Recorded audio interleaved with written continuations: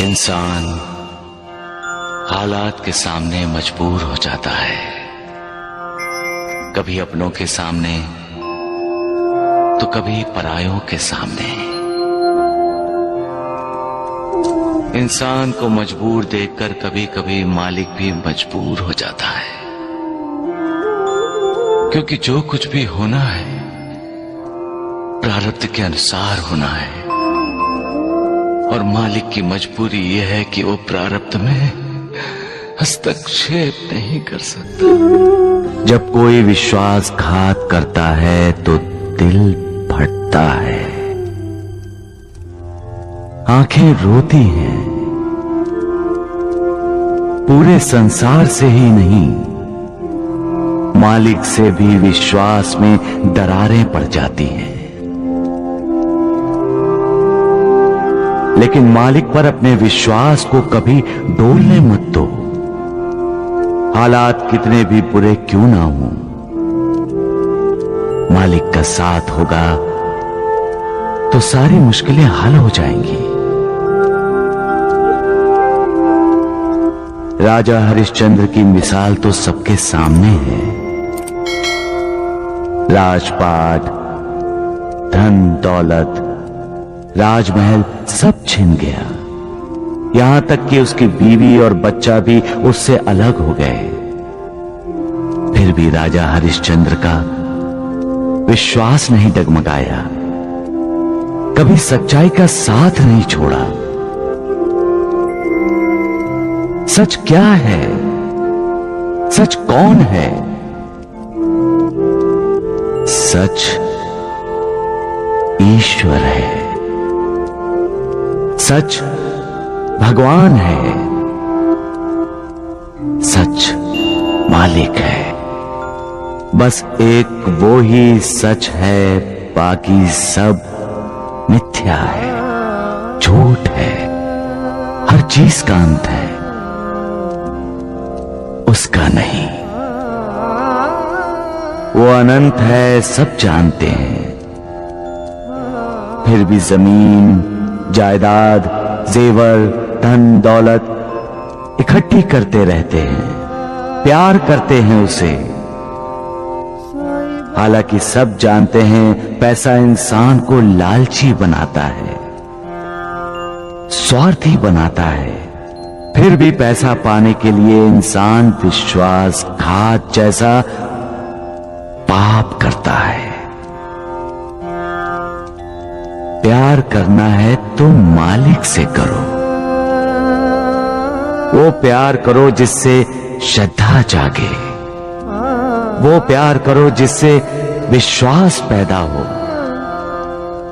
वो प्यार करो जो पुण्य दे। वो ही पुण्य तुम्हारा उद्धार करेगा। कमजोर इंसान हालात के सामने सिर झुकाते हैं, लेकिन कुछ इंसान ऐसे भी होते हैं जो हालात पर सवार हो जाते हैं। बाजी, हालात के सामने मजबूर होकर बच्चों को अपने से अलग करके उन्हें त्याग देना, ये फैसला गलत था। माता पिता को अपने बच्चों को हालात से लड़ने की शिक्षा देनी चाहिए, हालात के सामने मजबूर होने की नहीं। हालात के सामने मजबूर हो जाना ही पलायन है। ये सोच ही इंसान में निराशा को जगाती है।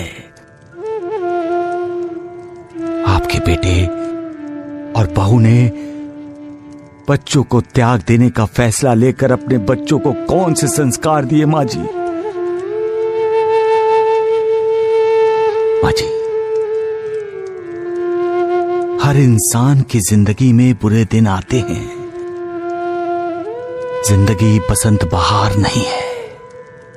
यहां रोशनी है तो साथ में अंधेरा भी, यहां उदय भी है और यहां अस्त भी। यहां दुख भी होते हैं और सुख भी। यहां कुदरती सूखा पड़ता है तो सूखी भावनाओं का भी पड़ता है अकाल। माझी अकाल पड़ना एक कुदरती व्यवस्था है जो इन सब का सामना करता है, मालिक उसका साथ देता है। जो हालात को मात देने की कोशिश करता है, मालिक की कृपा उसी को ही मिलती है। उसको नहीं माजी जो हालात से भागता है। हालात के लिए मालिक को दोष देता है, मालिक की कृपा उसको नहीं मिलती है माजी। जो इंसान अपने आप को नहीं ढूंढता वो दूसरों को कैसे ढूंढ पाएगा? जो अपने आप को नहीं ढूंढ सकता, यानी अपने आप को जानना,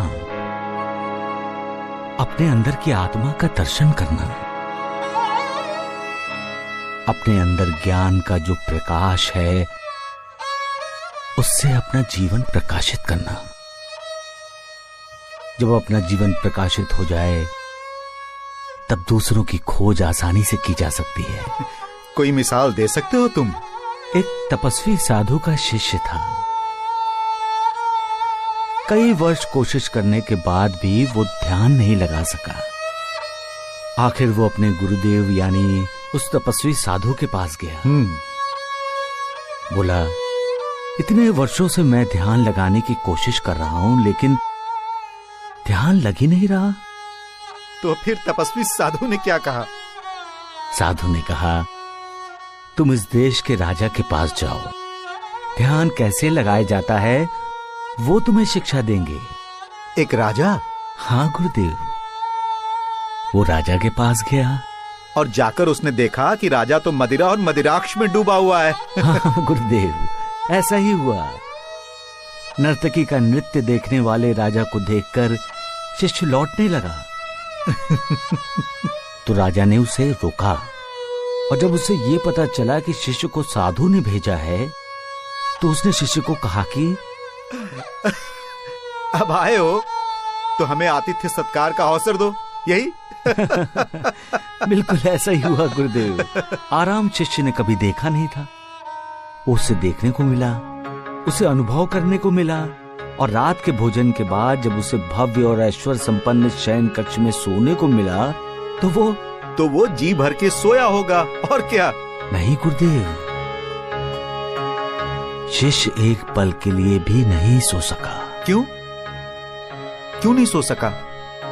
क्योंकि जिस पलंग पर वो लेटा था उसके ऊपर एक बहुत नाजुक धागे से एक तलवार लटक रही थी।